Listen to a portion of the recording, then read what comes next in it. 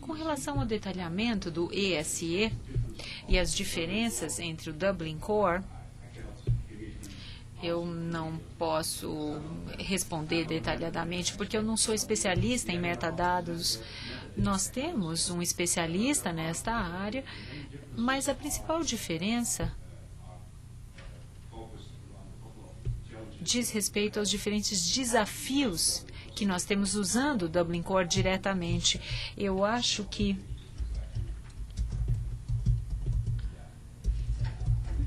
eu teria que descobrir um pouco mais, sabe? E responder mais tarde, tudo bem? Posso entrar em contato com o pessoal de metadados, mas veja, o ESE não é muito diferente não do Dublin Core puro. Eu acho que se você usar o Dublin Core, funcionaria de qualquer forma.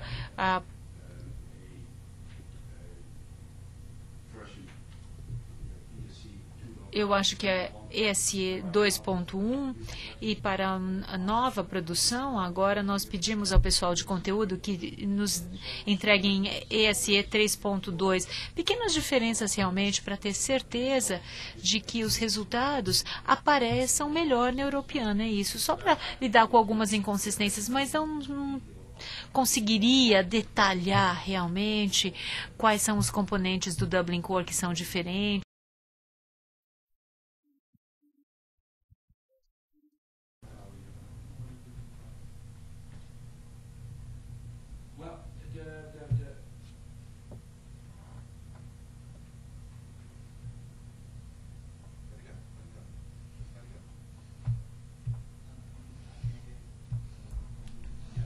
Perguntando mais uma vez, então, sobre o processo de normalização. Em primeiro lugar, o que acontece, e é isso que acontece com as ferramentas, o que acontece no nosso protótipo se dá praticamente manualmente. Então, a primeira coisa, você mapeia. Mapeia o formato original comparado com o formato ESE. Esse foi o passo 1. E depois, a normalização. Uma vez que você já mapeou, você determina quais são as inconsistências. E essas inconsistências, envolvendo dados e outras coisas em potencial, são todas normalizadas. Até que nós tenhamos as ferramentas disponíveis, tudo isso se dá de forma manual. E essa é uma das razões pelas quais nós tentamos ter melhores ferramentas disponíveis, não é? Porque se nós tivermos que, lá em fevereiro, ter alguém mapeando, normalizando, fazendo a ingestão de dados de todos esses milhões de objetos, nós vamos precisar de 10 ou 15 pessoas que saibam realmente o que acontece nesta área. Eu acho que a principal importância do mapeamento e da normalização é ter a ferramenta disponível para os parceiros e o que vale especificamente para mapeamento. Você só pode fazer um mapeamento se conhecer o acervo. Nós não podemos fazer um mapeamento. Claro, nós já trabalhamos juntos com os nossos parceiros no protótipo, mas é um processo muito longo, muito difícil. Agora nós temos a ferramenta, então o parceiro pode mapear, normalizar no formato ESE. Há duas pessoas que faziam tudo manualmente. Eles não poderiam até nem dizer qual é o tipo de problema de normalização que nós temos. Eu não quero nem saber, ninguém nem me disse, porque eu não quero nem saber. Porque o processo foi tão difícil, tão doloroso, e é por isso que nós estamos agora desenvolvendo softwares para que possam trabalhar com esse dashboard. E agora, se isso não estiver disponível, o que você apresenta depois é um caos. Os dados ficam completamente fora de ordem.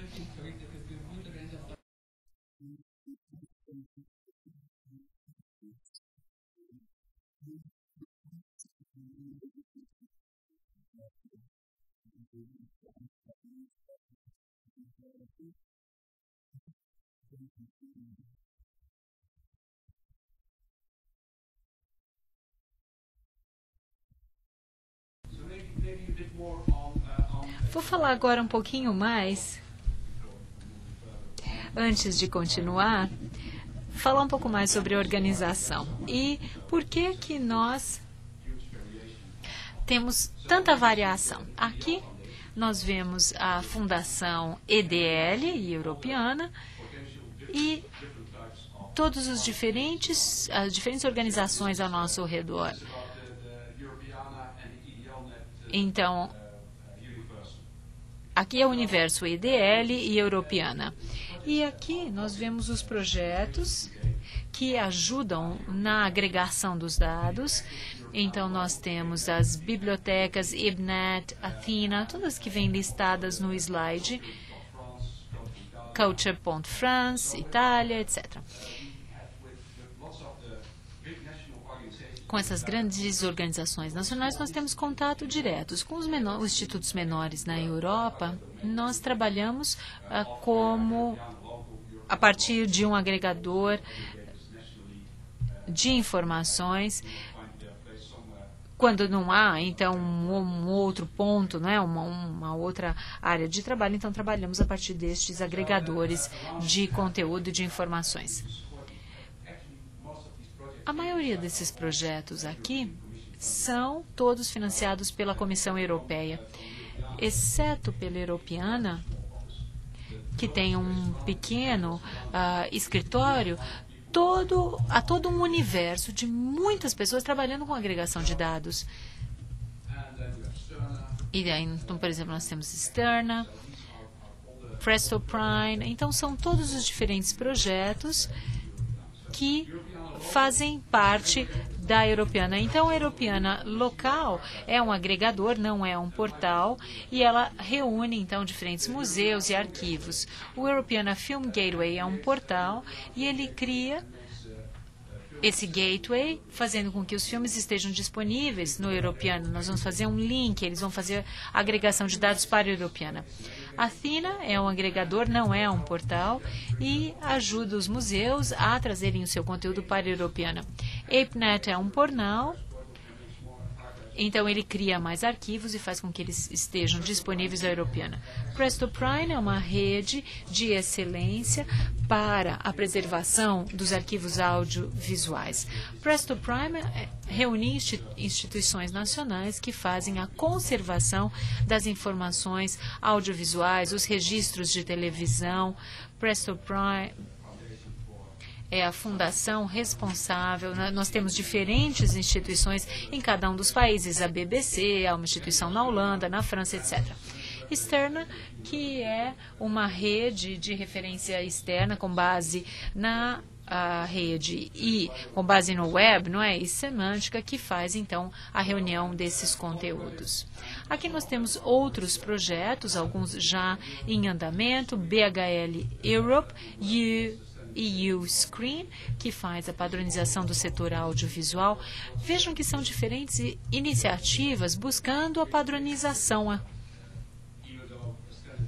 Apesar de a padronização não ser o principal padrão ou objetivo desses processos, ele tem um papel muito importante, porque se nós não tivermos uma padronização, a consolidação no Europeana não vai funcionar. Europeana Travel, ele vai fazer digitalização de conteúdo relacionado à viagem, ao turismo, o Mimo Musical dos museus de instrumentos musicais e Judaica, que é a digitalização das informações judaicas na Europa. Aqui nós vemos o universo de projetos do Europeana.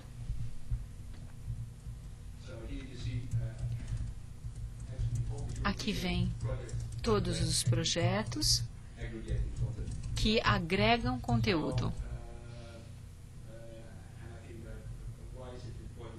Por que é importante saber isto? Porque assim fica mais fácil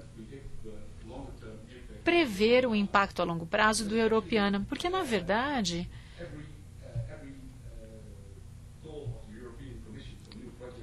cada uma das solicitações da União Europeia de novos projetos vai gerar muitos projetos. Em 3 meses, provavelmente haverá 3 ou 4 novos projetos, pois todas são feitas propostas constantes da Comissão Europeia e todos vão acabar fazendo parte deste espaço europeano. E daqui a alguns outros meses haverá mais e mais iniciativas culturais que recebem o financiamento.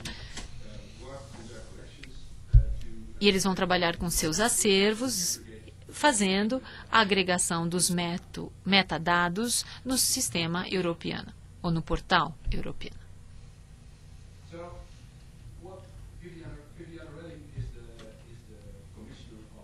Viviane Reding é a coordenadora da Comissão Europeia e é uma das grandes impulsionadoras do Europeana. Não é a visão da Comissão criar uma biblioteca única. O objetivo da Comissão sempre foi reforçar a rede de muitas bibliotecas digitais de várias instituições em toda a Europa. Isso quer dizer que, apesar de terem visto na apresentação até agora vários pontos falando sobre padronização, a padronização em si não é o principal objetivo. Nós queremos ter interoperabilidade. Se tivermos interoperabilidade sem a padronização, não funciona, né? Eu acho que nós não podemos conseguir um alto nível de padronização entre todos os setores, porque, neste caso, um dos problemas com as bibliotecas, com os arquivos, os archives e também com os museus, se precisarem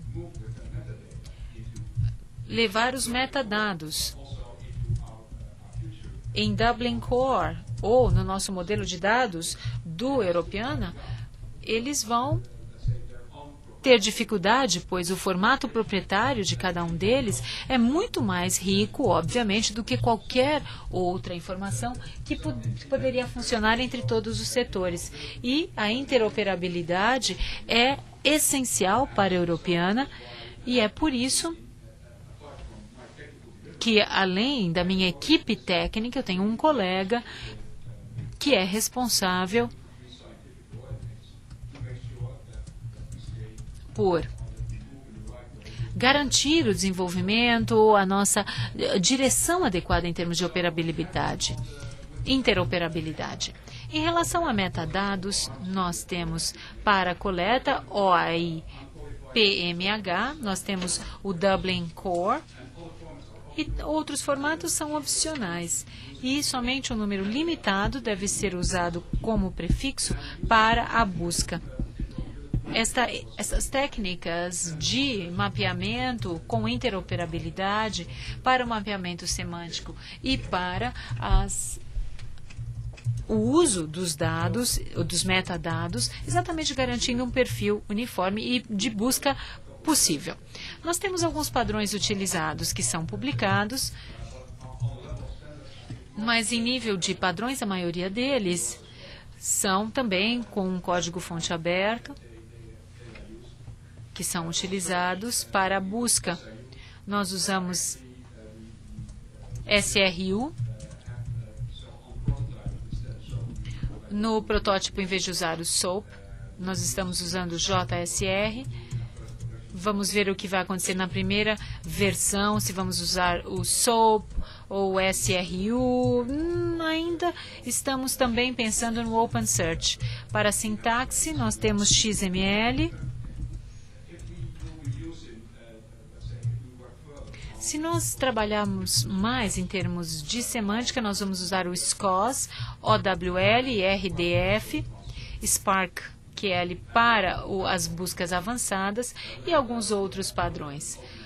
Com relação a AUDEP, OpenIDEA, que são algumas escolhas bastante óbvias, não é? Vejam que,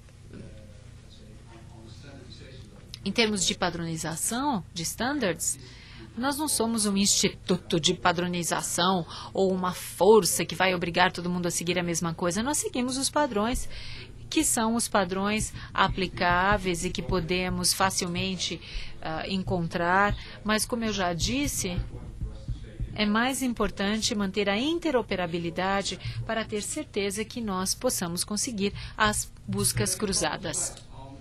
Agora, alguns slides sobre como fazer a ingestão dos dados. Primeiro, nós temos aqui, então, um perfil de conteúdo. A partir disto, este é o processo que nós vamos rodar. Na verdade, antes de rodar esse processo, nós já fizemos a simulação no nosso ambiente de teste, mas esse é o processo que nós vamos rodar na nossa versão 1 de produção, um processo que nós estamos desenvolvendo no momento, com o desenvolvimento das ferramentas. Então, a coleta dos metadados será feita pelo OAI-PMH. Vamos fazer a checagem de qualidade, um mapeamento sintático e semântico com a interoperabilidade. Vamos decidir se vamos fazer com CDOC ou CRM Core.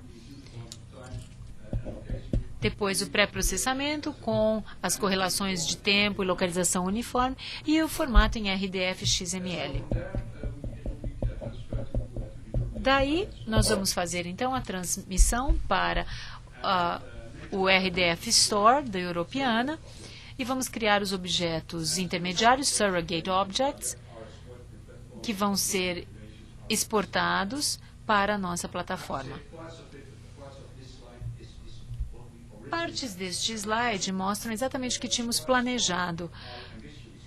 A nossa ambição inicial era trabalhar com um enriquecimento semântico.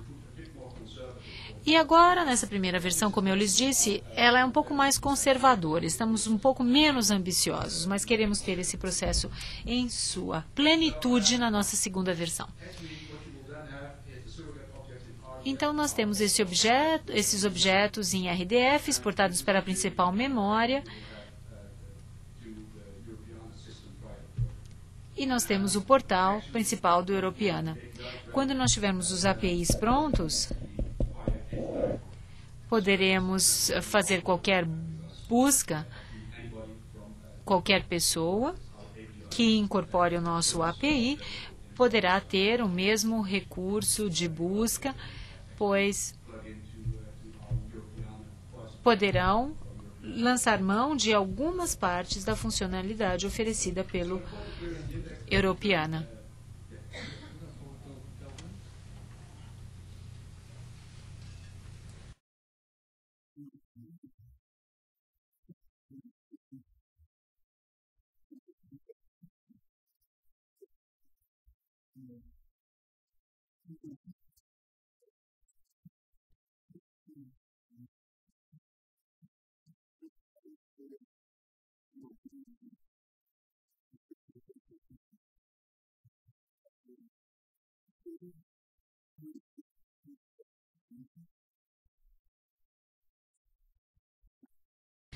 Não, eles são o nosso plano para a nossa versão número 1.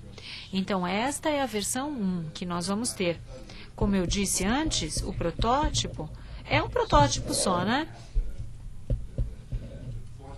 Nós temos o portal, como ele se representa para o mundo, e por trás nós temos um processo manual bem simples. Nós já poderíamos até ter começado a fazer mais ingestão de dados no Europeana, mas não fizemos isso, paramos, porque agora nós estamos fazendo o processo exatamente para garantir que funcione.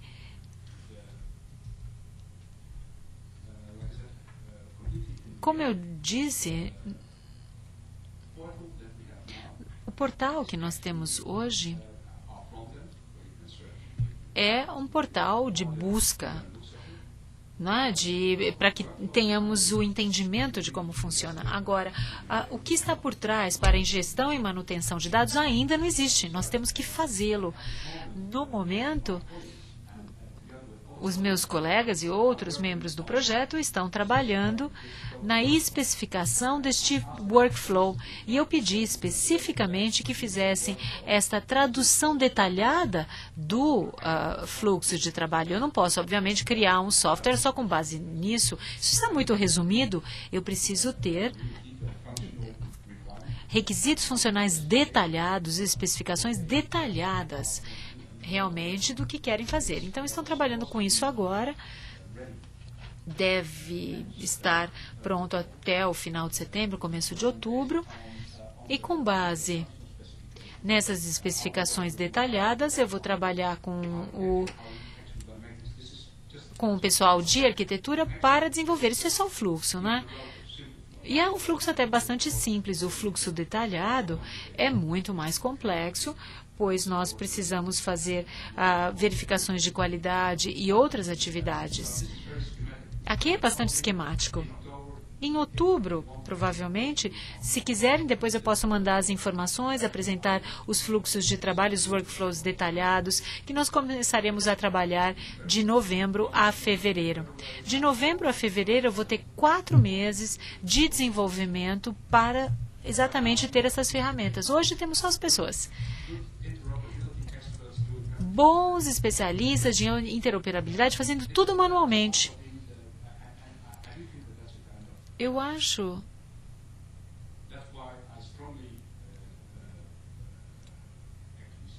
que é por isso que é importante reforçar, e eu reforço isso também para todas as partes interessadas, que é importante ter o logo Europeana Beta ali no site, porque é um protótipo.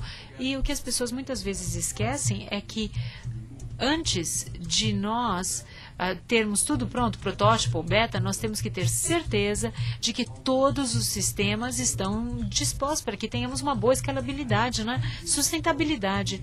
Há 3 meses o Google tirou o beta, né, do Google Mail, não foi? Nós não podemos fazer isso. Nós só vamos tirar a nossa versão beta em junho, julho de 2010.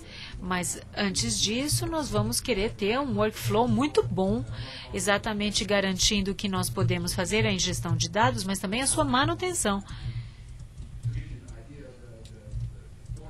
Para que possam ter uma ideia, o portal, como ele está hoje, o website, foi desenvolvido em 2 meses e meio. Com 2 desenvolvedores. É claro que nós continuamos a desenvolvê-lo depois, mas esse feel and look do portal, de todo o seu processo, levou só alguns poucos meses. Então, imaginem que toda a mecânica por trás dela ainda precisa ser construída e desenvolvida, inclusive essa parte. Bom, esse é o nosso plano, de qualquer forma.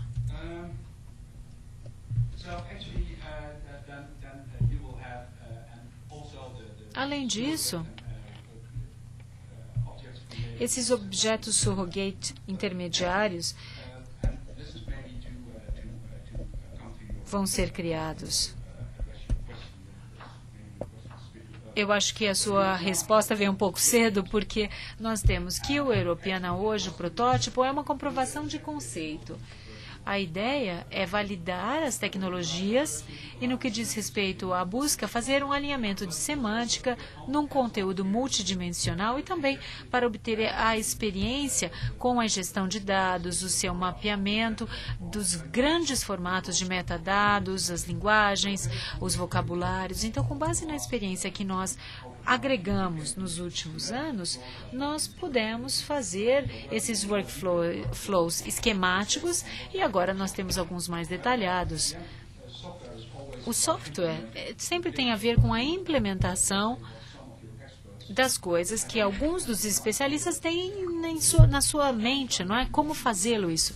Então, é remover os repetitivos, transformá-los em softwares, mas mantendo as suas habilidades únicas. Porque quando nós temos todas as ferramentas ali instaladas, nós vamos ter especialistas mais produtivos. Agora, precisamos deles para trabalhar conosco, não é?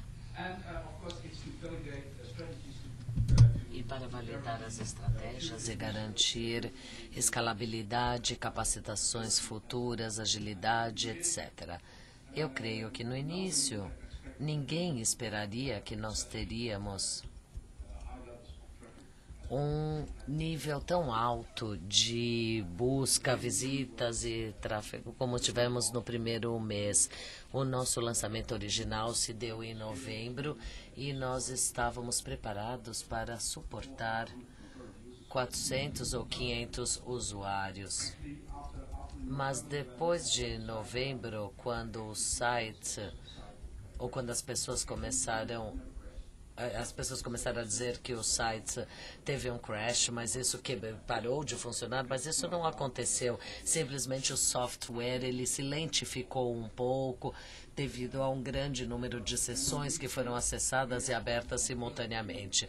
Daí, com base na nossa primeira experiência, nós conseguimos reformar e podemos atender 8.000 usuários, e se tivermos 4.000 a 5.000 usuários concorrentes, daí a gente manda uma mensagem e fala, olha, é melhor você retornar daqui a 30 minutos, porque no momento está muito lotado, muito ocupado o tráfego. Com relação a este projeto, eu acho que ainda é bom continuar a chamá-lo de protótipo, porque é necessário ter muita experiência ali na prática mesmo. Não é possível criar simplesmente uma coisa baseada em sonho e fantasia, porque a fantasia vai muito além da realidade, da prática. Bom, chegamos no momento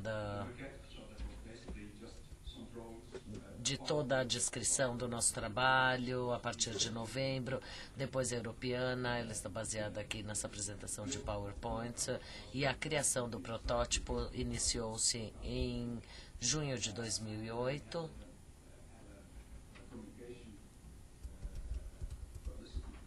E tivemos uma agência de publicidade fazendo todo o trabalho gráfico, isso em novembro de 2008.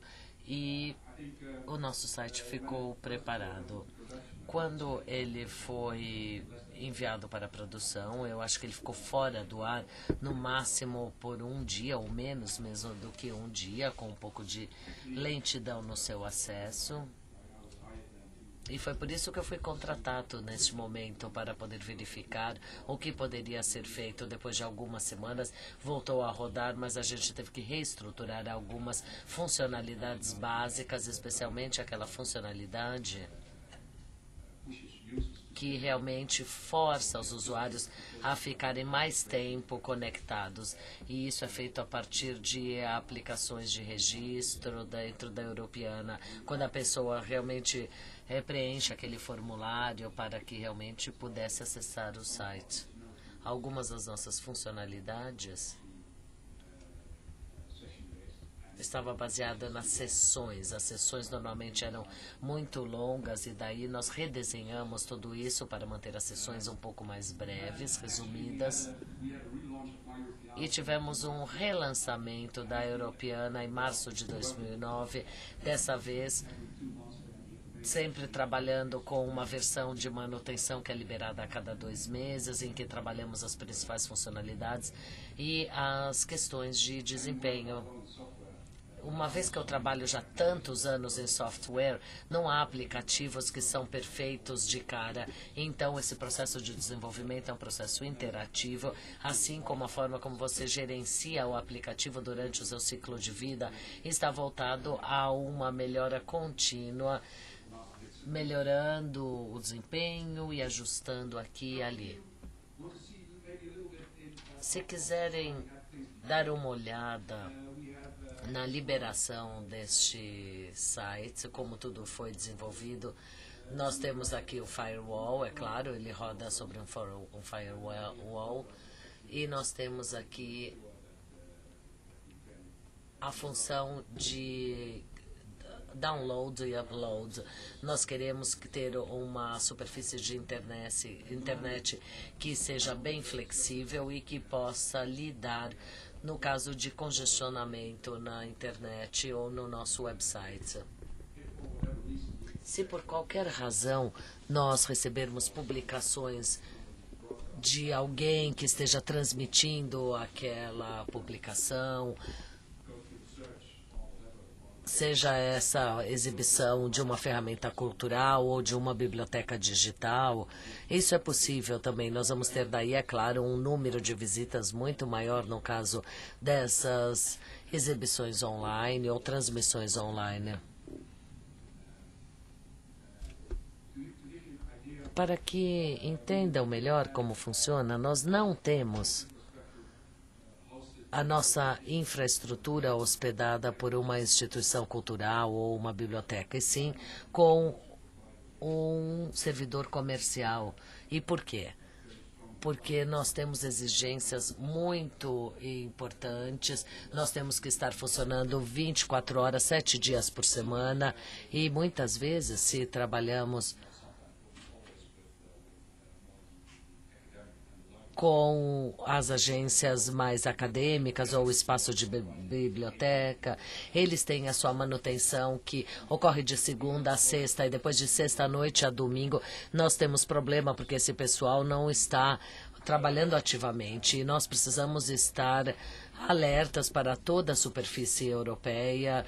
Então, é por isso que nós temos um acordo com um servidor comercial e nós temos aí um acordo muito severo, que é realmente que ele opere 24 horas por 7 horas.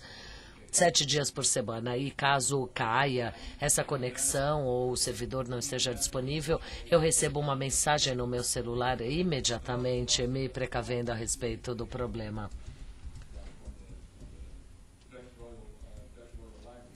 A Dutch Royal Library, que é a biblioteca da Holanda, nós temos uma infraestrutura completa com eles e também com o servidor comercial. Para esse tipo de serviço, isso é realmente necessário.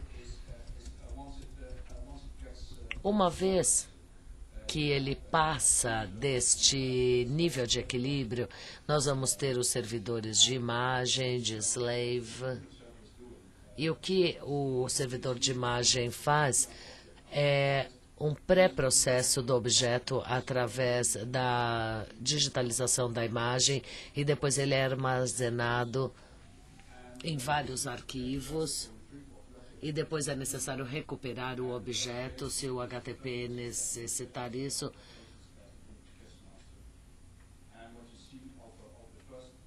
Nos primeiros 3 meses de 2009, nós servimos 75 milhões de imagens através do nosso website.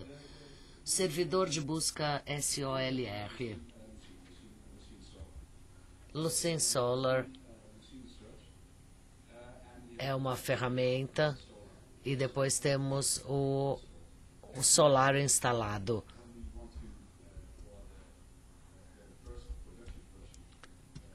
Para a primeira produção, nós também queremos ter os APIs disponíveis, porque é relativamente fácil desenvolvê-los, porque Solar, a forma como é configurado,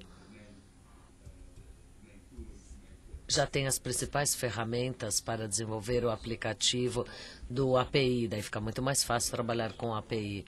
É por isso também que nós temos mais tempo para desenvolver todas as ferramentas de conteúdo com base nos APIs.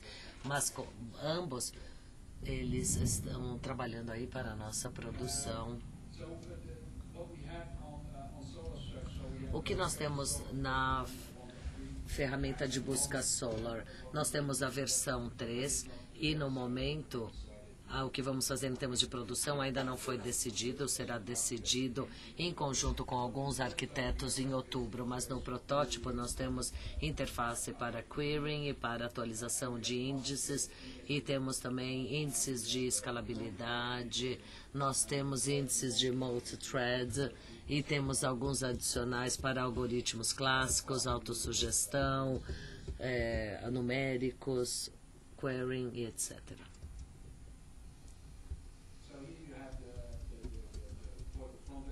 Aqui temos o aplicativo do portal. O que temos é bem direto, fácil. Se observarem a imagem, existe um pouco de história por trás dela também, porque o que temos agora é o nosso teste de aceitação do servidor para fins de produção.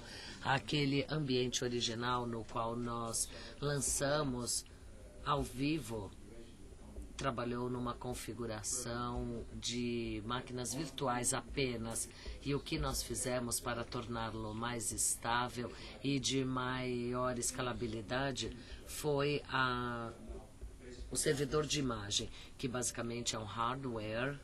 Isso quer dizer que se houver qualquer tipo de complicação, é muito mais fácil repará-lo, diferentemente da forma virtual, como era antes, que dessa forma agora é mais cara, mas para que tenham uma ideia, se tudo estiver virtualizado e por qualquer razão que seja, uma das máquinas virtuais tiver problemas de performance, isso vai lentificar todo o sistema, tudo vai ficar muito lento. É isso que aconteceu na primeira configuração, na realidade. Então, ainda utilizamos apenas como ambiente de aceitação de teste. No início, me foi pedido que nós tivéssemos o mesmo tipo de ambiente para o teste e para o trabalho real, mas estava fora do nosso orçamento. Idealmente, é claro, nós gostaríamos de ter isso também no ambiente de teste, de protótipos, mas isso ainda não é possível. Nós temos um ambiente de testes no ambiente virtualizado e o outro não. Nós tentamos conseguir mais recursos para conseguir implementar isso, mas não foi possível naquele primeiro momento. Então, a interface do Europeana, a interface gráfica com a Europeana, ela é dinâmica nas suas páginas, ela reformula todos os queries de SOLR. Ela é utilizada, foi utilizada em 13 milhões de páginas nos primeiros 3 meses de 2009. Nós temos um banco de dados gráficos já implementado, que contém os registros da Europeana, os objetos da Europeana, itens, textos, traduções, etc. E a principal finalidade é para armazenar materiais. Ele reduz o processo de caching, também reduz o tempo de indexação e é capaz de realizar transformação e tradução de algumas páginas instantaneamente. Toda a dinâmica de multidiomas, multilínguas, ainda não está pronta, pelo menos com relação à linguagem semântica. Mas uma vez que entrarmos efetivamente nesta área de idiomas, nós vamos ter que ter um sistema de busca que suporte essas multifuncionalidades ou multilinguagens. No momento, nós trabalhamos com uma extensão de CPU, ou CPU intensa, ele quis dizer, mas está a caminho. Uma vez que essas funcionalidades estejam disponíveis, vamos poder reconsiderar, ou teremos que reconsiderar a nossa infraestrutura. A interface de administração do dashboard, no diagrama aqui, como podem notar, temos um dashboard, um painel muito simples. E se chegarmos aonde queremos efetivamente chegar, com coleta, mapeamento, indexação, processo de caching e com um dashboard extenso, nós vamos utilizar na nossa produção e vamos ter as mesmas ferramentas para os nossos parceiros, para que possam utilizá-las em ambiente de teste e também no momento da inclusão de produção, utilizando exatamente os mesmos tipos de ferramentas, reduzindo a porcentagem de riscos. O dashboard por si só e o que realmente virá a ser no futuro, uma ferramenta que vai trabalhar com o nosso workflow Isso é novo com relação ao protótipo da Europeana, uma vez que as primeiras funcionalidades que temos empregadas só existem há 3 meses. Quando nós trabalhamos com a complexidade de todo o workflow, isso irá acontecer este mês e o mês que vem. Várias novas funcionalidades serão adicionadas, mas basicamente ele pode coletar informação, caching na interface. O nosso contribuidor e parceiro terá acesso também às informações e às extensões futuras. É algo que eu estou constantemente falando, e a ingestão com uploads, a análise de mapas, normalização, testes. Nós incluímos na produção, mas os parceiros fazem essa ingestão no sandbox e dentro do nosso site da Europeana. E também temos isso feito com alguns parceiros na Itália. Bom, esta era a primeira parte da minha apresentação da Europeana, mas gostaria de saber se vocês têm qualquer pergunta até o momento. Ou foi rápido demais e não pegaram?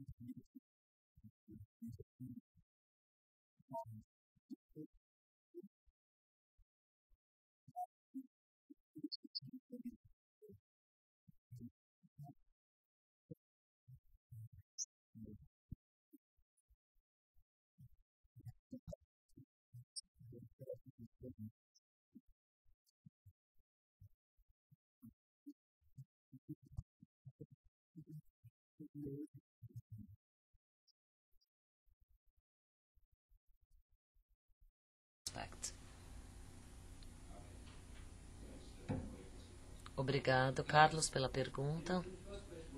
Primeiramente, o que nós fazemos,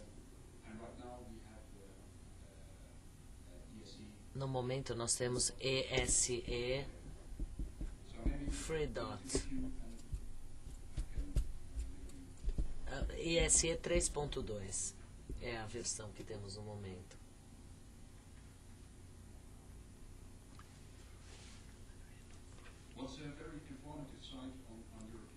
O que é muito interessante, informativo na Europeana, é este site aqui.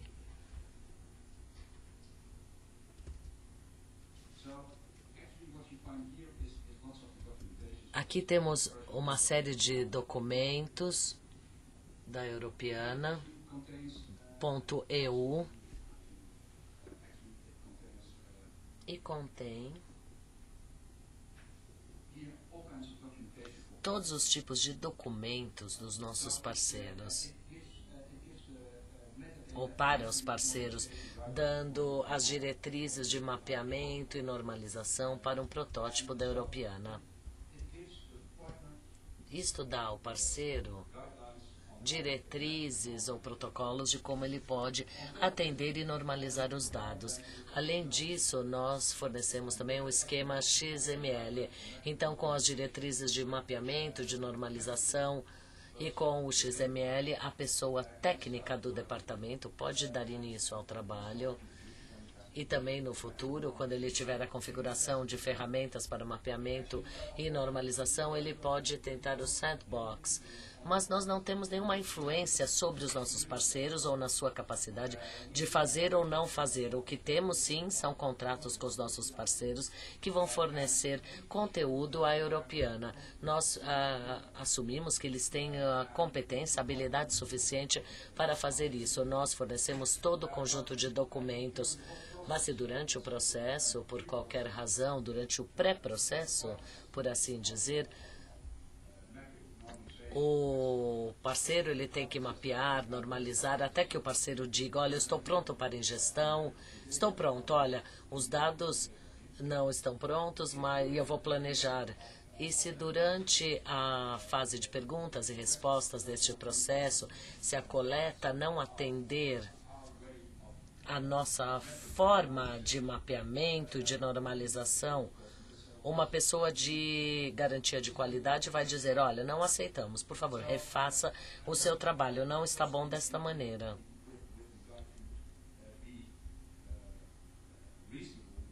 Nós tentamos ser razoáveis e por isso fornecemos treinamento para os nossos parceiros, porque a disseminação necessita mais treinamento. Uma vez que passarmos para um modo de dados mais complicados, nós vamos ter que ir realizar treinamentos.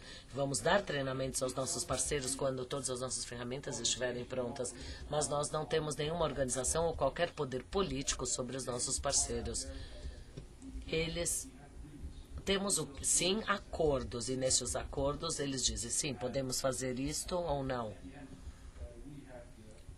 E no final, nós temos a autoridade de recusar uma coleção, por exemplo. E eles vão ter que refazer o seu trabalho, caso nós recusemos o trabalho de um acervo.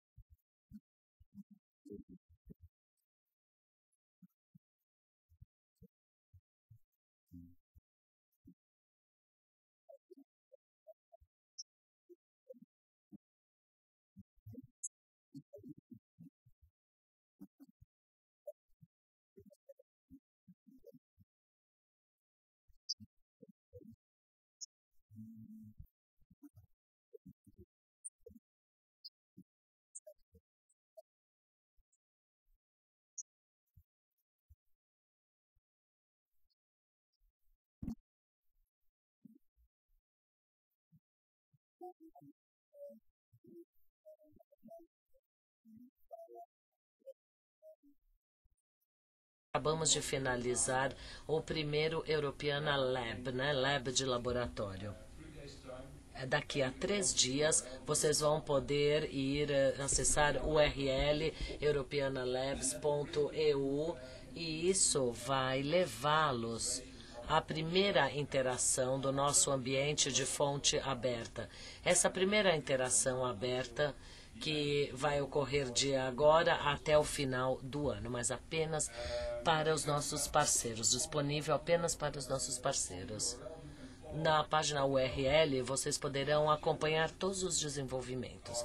Após janeiro de 2010, talvez até antes disso, mas vai depender do envolvimento e das atividades dos meus desenvolvedores e quanto tempo os meus administradores me darão. Mas, enfim, eu planejo até o final do ano lançar uma comunidade de desenvolvimento de fonte aberta para a Europeana. Então, nós vamos ter uma comunidade de parceiros e uma comunidade de fonte aberta, não limitando-se a país, a nada. Pode ser acessado mundialmente, globalmente. O que nós temos na comunidade de fonte aberta é, primeiramente, a Europeana, que é uma licença de fonte completamente aberta. É uma licença europeia, semelhante ao PET 2. Isso o que quer dizer é que todas as funcionalidades da Europeana,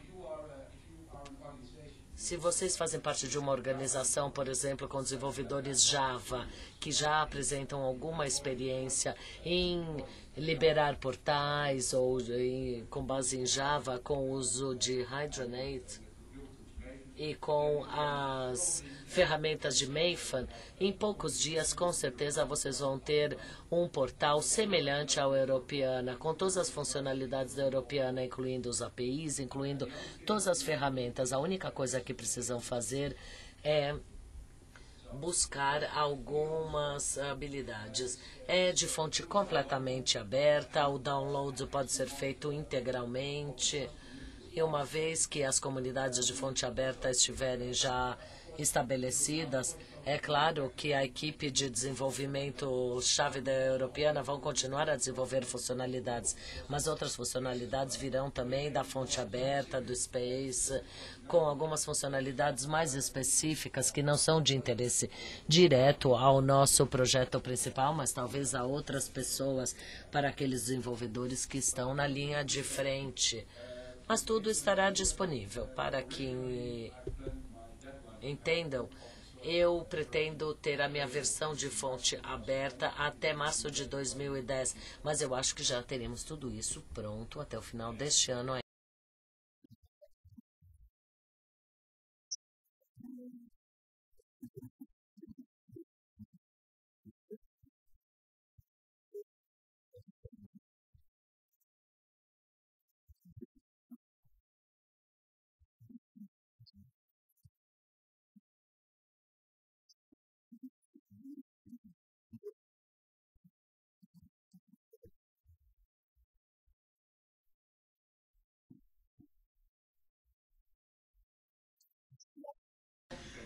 Essa pergunta já é um pouco mais complicada. Para tornar o software disponível e aberto, é algo bem direto.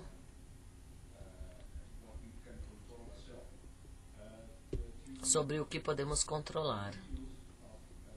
A reutilização da informação com a qual estamos relacionados, daí sim é algo bem mais complicado, porque está relacionado a licenças, direitos autorais. Se conseguirmos realizar um progresso decente, honestamente falando, acho que sim, será possível, mas será um exercício relativamente complicado fazer com que funcione de forma potencial como você está sugerindo. Como já disse anteriormente, a discussão de direitos autorais está se tornando um pouquinho complicada no momento.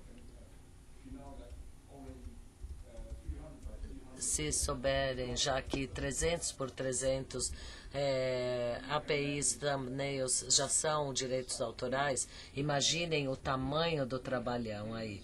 Temos acordos com os nossos perfis, com os nossos servidores de conteúdo, temos acordos com eles para que criem objetos ou para que se relacionem aos objetos e que aos objetos que são exibidos na Europeana. Não temos ainda, pelo menos, nenhum acordo importante sobre a reutilização desses dados. É isso que deve vir dos perfis de conteúdo, não está sob o escrutínio da Europeana.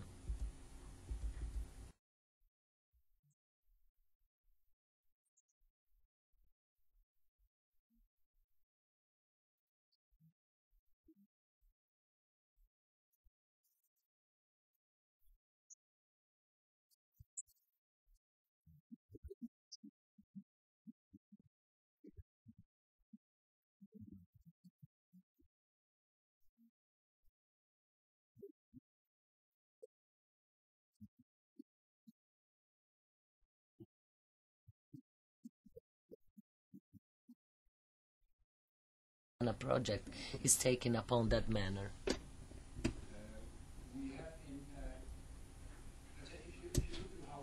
Se nós analisarmos como a Europeana está organizada, nosso escritório EDL, né, da Fundação EDL, tem 5 áreas principais. Em primeiro lugar,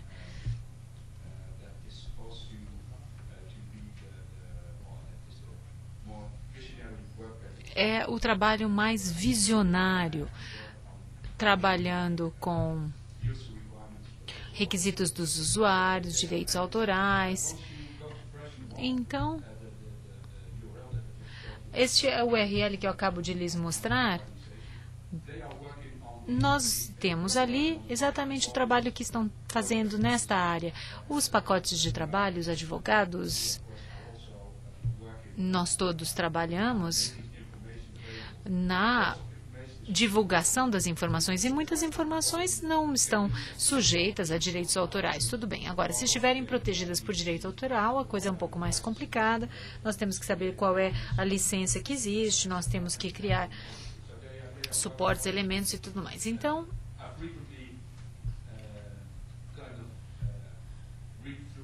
eu sempre dou uma lida, vejo o que estão fazendo. Eu sei que esse trabalho deles hoje é essencial. Depois nós temos uma outra parte do negócio um pouco mais comercial. Uma vez aprovado tudo, eles vão ter que fazer a implementação. E aí, sim, que nós chegamos à tecnologia, né? A tecnologia vem depois.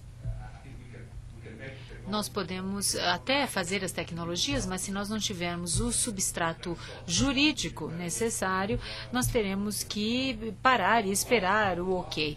No último mês, a vida não ficou muito mais fácil, não, viu, com a reutilização dos objetos digitais. Mas isso não é só no Europeana.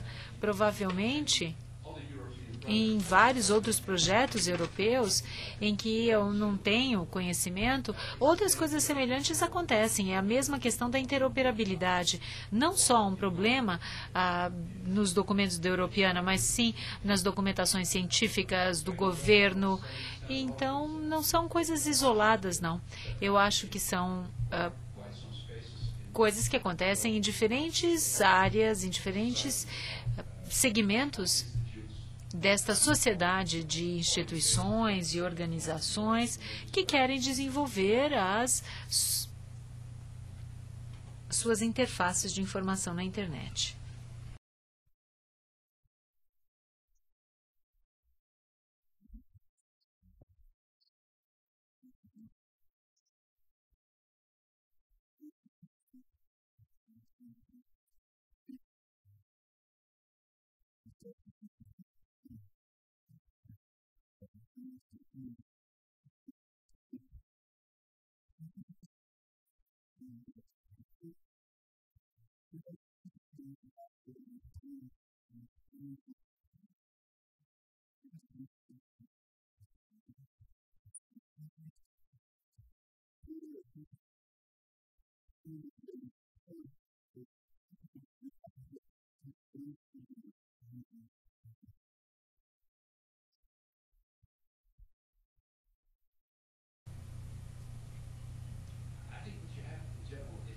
Em geral, as bibliotecas são mais antigas, elas já têm há muito tempo metadados. As bibliotecas, elas têm tanto já metadados que quando precisamos integrar as iniciativas audiovisuais e outras semelhantes, acabamos nos deparando com uma situação em que o resultado final, em muitos casos, não é satisfatório para as bibliotecas e também para os arquivos, né? Porque a forma como eles têm as informações deles armazenadas é muito mais rica. Nós não podemos, obviamente, incorporar todos os formatos proprietários, mas há ferramentas de mapeamento nos principais padrões que se aplicam às bibliotecas. Então, para as bibliotecas, nós teremos um mapeamento no Mark 21, Mark 21, mas a ideia é mapear nos nossos formatos.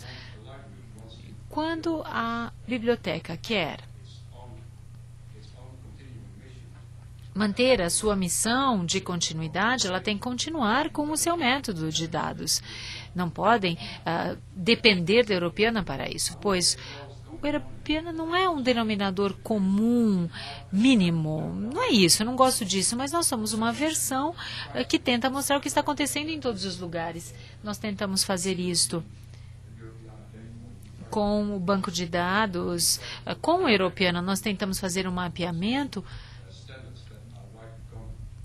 atendendo padrões que são comuns, como Mark 21, Archives e ED, mas nós não temos os recursos ilimitados para mapear tudo.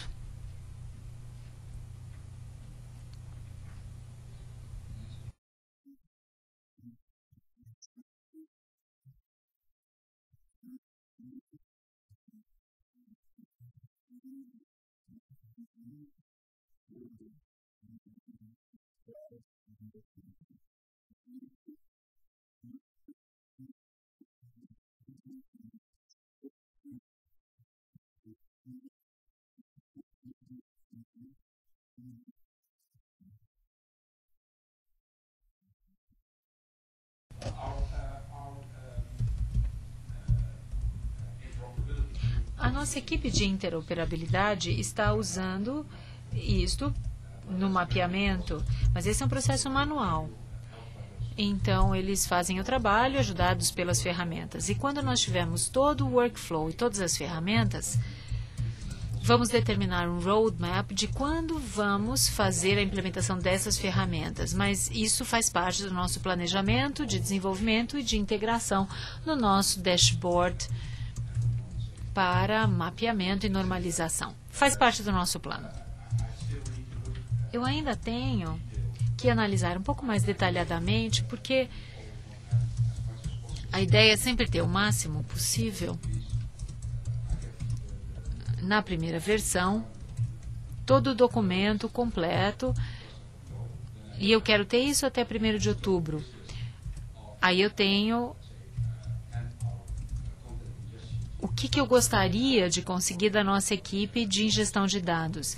E também quero falar com o setor da cultura e saber o que eles precisam. E aí nós vamos tomar uma decisão dizendo, bom, temos recursos de desenvolvimento suficientes ou precisamos de mais gente? Mas eu acho que já identificamos os formatos mais importantes e queremos ter ferramentas de mapeamento para tais formatos.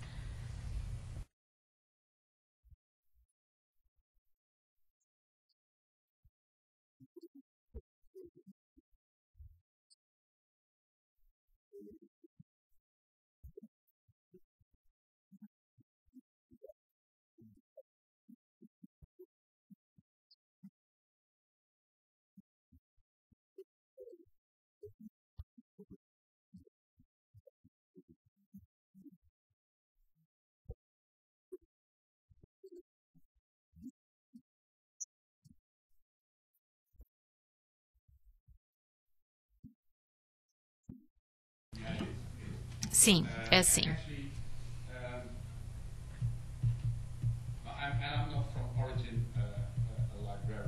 Eu, de forma, não sou bibliotecário, então é fácil criticar os bibliotecários. Eu acho que mais europeana é uma abordagem um pouco com cara de biblioteca para a comunidade. Nós estamos repensando exatamente que tipo de mais europeana nós vamos ter nessa nova versão, realmente. Eu acho que, analisando os usuários da rede, e a maioria dos usuários, os novos usuários, são jovens. Eu não acho que eles vão fazer nada com a europeana, para ser sincero. Então, nós estamos revisando e eu espero que nós possamos ter realmente pessoas que gostem de novas tecnologias para que possam aproveitar dessas novas funcionalidades. Quais são essas que podem ser suportadas pela comunidade? Qual é a importância de compartilhar os dados dos usuários? Isso está no planejamento. Mas eu tenho que lhes dizer que realmente há muitas complicações. Europeana tem como seus parceiros muitas pessoas com um peso político, ou seja, muito do conteúdo gerado pelo uso, nós temos que ter um pouco de cuidado, pois deve ser politicamente correto. Tem que haver uma certa moderação, não é? Não podemos ter simplesmente atividades sem moderação de algum tipo. Não podemos ter uma comunidade europeana sem moderação, porque de repente vai ter, por exemplo, as fofoquinhas de um país contra o outro e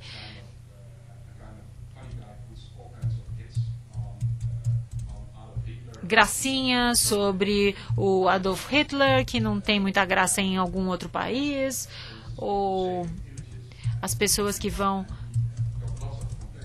salvar as imagens, porque se você vai ao museu, há nudez, evidentemente, e muitos dos nossos links serão links de imagens de nudez. E se nós tivermos aqueles engraçadinhos, né, que vão salvar estas imagens nas suas buscas, então...